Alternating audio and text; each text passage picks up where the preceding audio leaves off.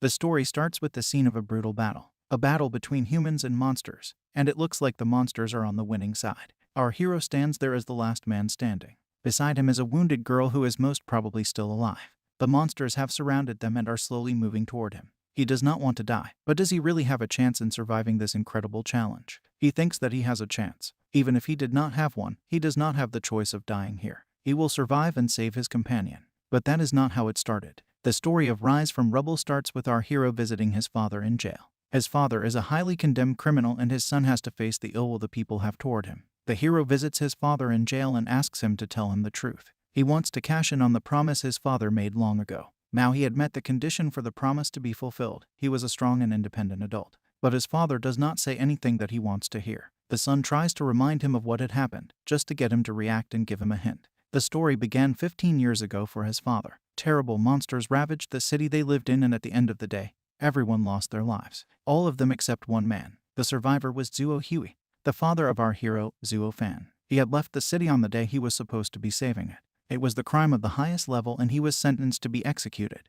But because of his service record, he was allowed a little time before his death. But that mercy was not extended to his son. His son was little at that time and had to face a lot of difficulties following this incident. His mother had died before that time and he had been on his own for all these years. But all his father said was that he was guilty of what had happened to the city and to his own son. But the past cannot be remedied and he should not tie himself to it. He urges his son to leave his terrible past behind him and start over in a distant city. The son furiously rejects his advice. He pledges to prove his innocence to everyone like he has pledged 1,000 times before. He had not endured the hatred and discrimination just to give up now. When he comes out, the guards stop him. They tell him that he had to pay more money to see his father from now on. After all, he was a hated criminal and it was not easy to meet him. They tell him it is the decision of the administration, but he is certain that they want to fill their pockets. He has no option but to silently agree. He is angry at them for calling a great man like his father a traitor, but he can only clench his fists. He had strived hard to clear his father's name and he was not going to stop now. Once out of the jail, he checks his stats. Mind, 11, physique, 8, strength, 8, agility, 16. Those stats were just average considering his age and experience. He realizes that his strength had stayed stagnant while other attributes increased. If nothing miraculous happened, he would be stuck like this forever. The money was tight and he had to risk his life every time he went out to work. Being a low-level Starfall warrior was not worth the danger and it did not provide much in the way of compensation. And now with the increasing demands of the guards, he might need to make some serious adjustments to his budget. Not visiting his father was out of the question. He needed to meet him regularly and carry on the investigation to prove his innocence. But to do that, he needed to take jobs above his level. There was always a higher risk of death in moving up, but there was only this way. The only other thing he had was a necklace his mother had gifted him on his birthday. It was precious, she used to tell him. It was made of the meteorite fragment from the day it all began. If he sold it, maybe he could get enough money to stay afloat for some time. But he immediately throws away that thought. With these thoughts, he heads for the mercenary guild where he works. He is not very welcome there and he knows it, but he cannot afford to pick a fight with everyone. They openly call him and his father names, but he does not react and heads straight to the mission room. There sits a fat bald man, whom he calls Uncle Gao. The hero asks him to give him an E-rank mission. The old man does not treat him coldly like the other people, but the old man is furious at this. He clearly tells the boy that he is not strong enough to survive a mission of that rank on his own. He would struggle with even an F-rank mission. After all, he is not even an official Starfall warrior yet, he was just a warrior reserve. But he pleads and begs and the old man has pity on him. He gives him a mission to be the scout for another party. Even though this mission was dangerous, but the money was good and it was safer than the other missions of the same rank.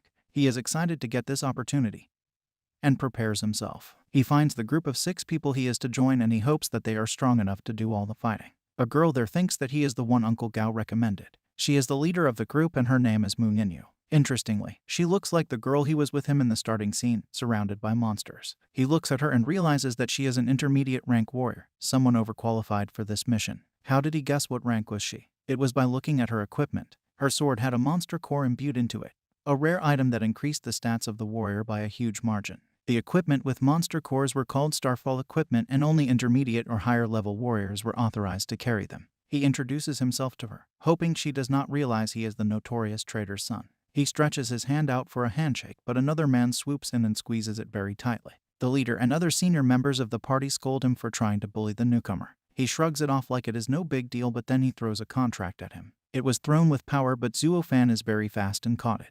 Everyone in the party is impressed by his senses and response time and they deem him fit to be a scout. An old man with a great shield compliments his skills and asks him to read his contract carefully before signing. But Zuo-fan is really excited about seeing the reward of $3,000 and probably doesn't bother to read the contract fully. He looks around and judges from the equipment and presence of the people that defeating monsters will be no big deal with them. After all, 2 of the 6 were intermediate-level warriors and even the others were well equipped. The time for monster hunting had finally come. The group headed to the E-rank monster den. Most of the areas outside of big settlements were now occupied by monsters. To keep humans safe, these areas were turned into restricted zones. Only those who chose to be warriors could enter these areas and fight them. But it was not easy at all. The monsters were vicious, some of them more feral than others. They differed in size, speed, strength, and other features, and thus they were classified into different ranks. And what was the worst thing for humans was that ordinary weapons were useless against them for the most part. They could evolve and mutate to become immune to any human weaponry in no time. The only thing that was effective against them was their own strength. Mankind had found a weapon in its greatest enemies. Their bones and claws were strong and durable, and furthermore, the monsters seemed to have no resistance to them.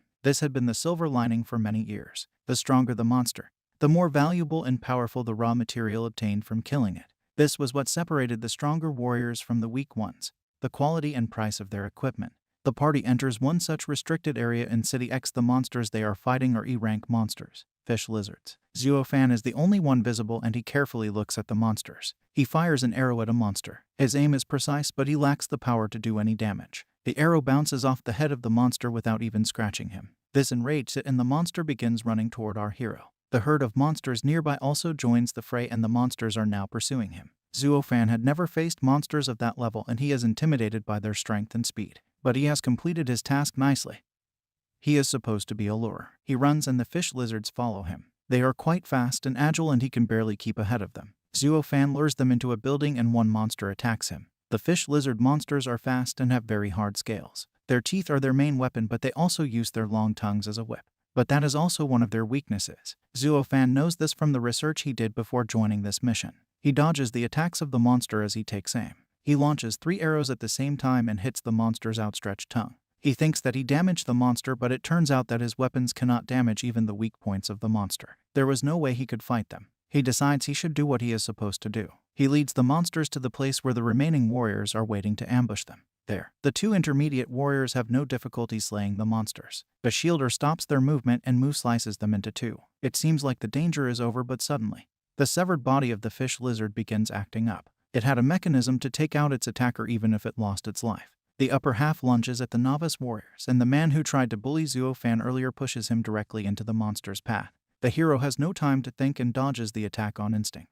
As he gets away from the monster, he takes aim at its second weak point, the eyes. His attack succeeds this time and the rest of the work is done by Mu. He hears a voice, like that of a computer. It tells him that the host has slain an E-rank monster for the first time. The system is being initiated and adapted to the host. The voice is like a ringing in his ears and he is not sure if he actually heard something. But unknown to him, his necklace is undergoing some change. Night comes and the group is resting and talking about the day. The bully is still targeting Zuo-fan, who does not reply to his taunts. But the rest of the group is kinder than he expected them to be. Zuo-fan and Mu are paired to keep watch while the others are resting. They are making small talk when the ground beneath them suddenly splits up and they fall down. As the hero looks up, he sees a menacing shadow looking down on them. They find themselves in an abandoned subway tunnel 20 meters below their original position.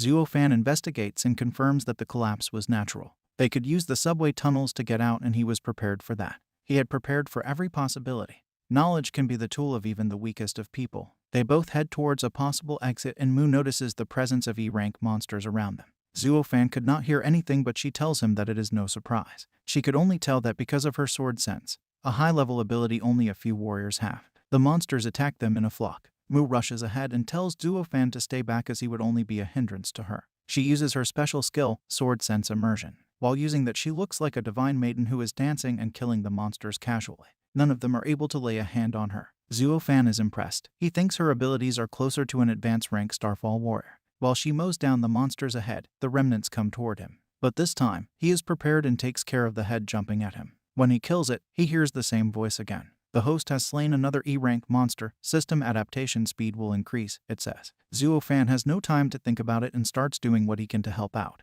When the monsters are defeated and they reach the exit, they find that it is blocked. Zuo-fan claims that it has been done by someone, but Mu points her sword at him. She looks serious as if she was going to kill him. He is worried and tells her that it was unbecoming of her to kill him just because she couldn't get out. But then she puts her sword down. She thought that he was the one doing all of this, but she changed her thoughts. From what she tells him, Zuo-fan realizes that maybe someone was targeting them. It must be someone from her family who doesn't want her to succeed. She is from a Starfall family, the name given to families that produce a lot of Starfall warriors, and they all have their rules and problems. Maybe someone was after her life, or all of this was just a challenge and test aimed at her evaluation. Mu asks him to find them another exit, one which would be harder to track. Zuo-fan had memorized all the subway tunnels and he soon finds something suitable. They are running towards the exit, but he slows her down. While he is resting, she asks him what does he need the money for. After all, there can't be another reason for him to be in this place. He tells her that she is right but can't bring himself to tell her that he needs it to save his father. Only 2 years were left before his execution and he had to prove his innocence before that.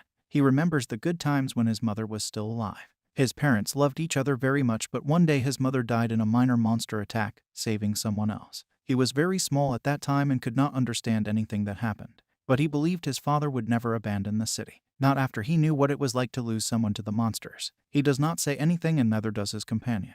The silence gets awkward and she withdraws from the conversation, apologizing for asking a personal and sensitive question. He tells her that he does not mind and they continue their journey toward the exit. They climb through holes and cracks and finally reach the surface. They are welcomed by a flurry of arrows. Mu Yinyu is able to notice the attack in time and even dodge it. She leaps at Zuo-fan and both of them fall inside where it is still safe. They stay there till the rain of arrows has stopped and Mu is groaning from pain. Zuo-fan asks her what is happening and she tells him that she could not evade all the arrows. One of them had found its target and hit her. And what was even more terrifying was that it was poisonous. Luckily for her, Zuo-fan had brought an antidote with him too. While he administers it, Mu begins speaking. Even in the dark, with almost no time to see outside, she had seen the face of the man behind all of this. She could not believe that she had been betrayed by her own uncle. The man she calls Uncle Han, who was someone she trusted with her life. He is the other intermediate rank warrior with the great shield. She never expected that it was actually he who did all this. He is standing on top of a cliff looking down at them. The other members of the party are also with him, and they are ready to kill the 2 people beneath them. Zuo-fan realizes that it was never a party or a trial. It was a detailed and elaborate ambush plan to kill the prodigy of the Mu family. Mu begins asking the man why did he do it. She reminds him that it was her father who saved his life and even let him join the family. What could have motivated him to betray them? He coldly replies that it was nothing personal, he just got a better deal. It is revealed that he is a greedy man who would stoop to the depths of hell to make a profit.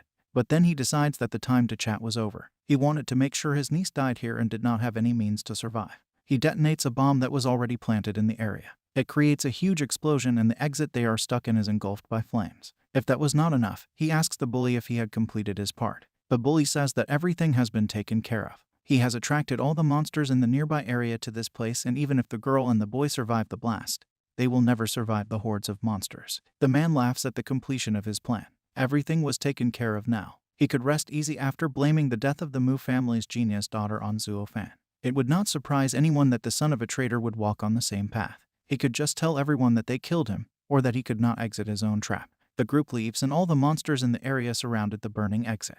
But the 2 survived by jumping down at the moment of the explosion. They survived the blast, but now they had gone back to the original problem. They had to get out of the tunnel system and the monsters were still there. Mu realizes that the monsters are targeting her. Zuo-fan says that the plan was made quite carefully, but he has not yet realized that the blame is going to be thrown at him. When Mu makes him realize it, he understands the gravity of the situation. If he was blamed for killing her, he could not save his father. It would also tarnish whatever was left of his family's name. This is his motivation to stay alive and keep Mu alive too. He supports the weakened Mu as they walk. But even though the poison is draining her energy, she is strong enough to take out the fish lizards. Zuo-fan notices that, but he is also aware that too much activity would nullify the effect of the antidote.